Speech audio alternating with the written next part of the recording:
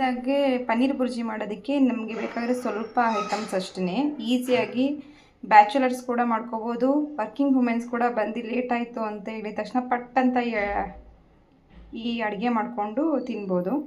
ಇದಕ್ಕೆ ಬೇಕಾಗಿರೋದಂದರೆ ಸಾಸಿವೆ ಒಂದು ಸ್ವಲ್ಪ, ಕರಿಬೇವು ಸ್ವಲ್ಪ ತೊಗೊಂಡಿದ್ದೀನಿ, ಒಂದು ಎರಡು ಮೆಣಸಿನ್ಕಾಯಿ ತೊಗೊಂಡಿದ್ದೀನಿ, ಒಣಗಿದ ಮೆಣಸಿನ್ಕಾಯಿ, ಧನಿಯಾ ಪೌಡರು, ಗರಂ ಮಸಾಲ ಮತ್ತು ಮೆಣಸಿನ ಪೌಡರ್ ತೊಗೊಂಡಿದ್ದೀನಿ, ಒಂದು 4 ಟೇಬಲ್ ಸ್ಪೂನ್ ಆಯಿಲ್. ನಂದಿನಿ ಅವ್ರದ್ದು ನಾನು ಪನ್ನೀರಲ್ಲಿ ತೊಗೊಂಡಿದ್ದೀನಿ, ಅದನ್ನು ತುರಿದಿಟ್ಕೊಂಡಿದ್ದೀನಿ.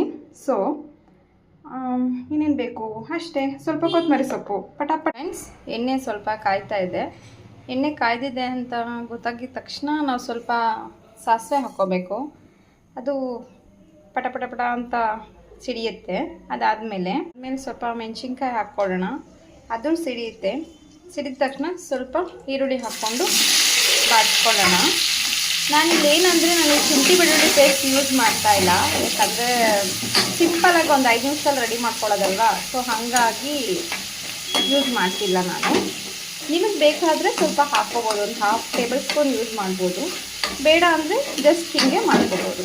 ಸ್ವಲ್ಪ ಈರುಳ್ಳಿ ಕೆಂಪಗಾಗಿದೆ, ಸ್ವಲ್ಪ ನಾನು ಕರಿಬೇವು ಹಾಕ್ತಾಯಿದ್ದೀನಿ.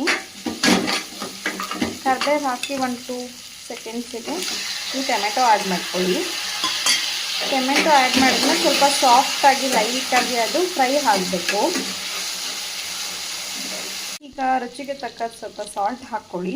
ಜೊತೆಗೆ ನಾನು ಮುಂಚೆನೇ ಹೇಳಿದ್ದೆ ಅಲ್ವಾ ಏನೇನು ಮಸಾಲ ಐಟಮ್ಸ್ ಹಾಕ್ಕೋಬೇಕಂತ.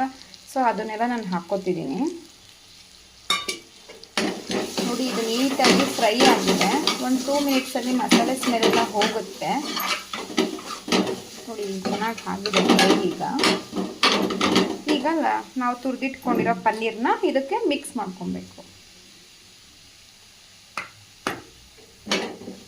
ಲೈಟಾಗಿ ಮಿಕ್ಸ್ ಮಾಡಿದ್ರೆ ಸಾಕು.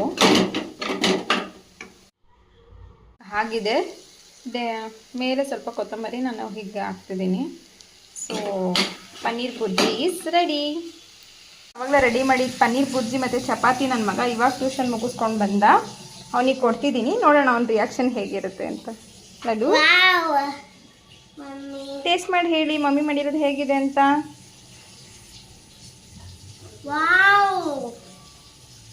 ಸೂಪರ್ ಡೂಪರ್ ಆಗೈತೆ. Thank you.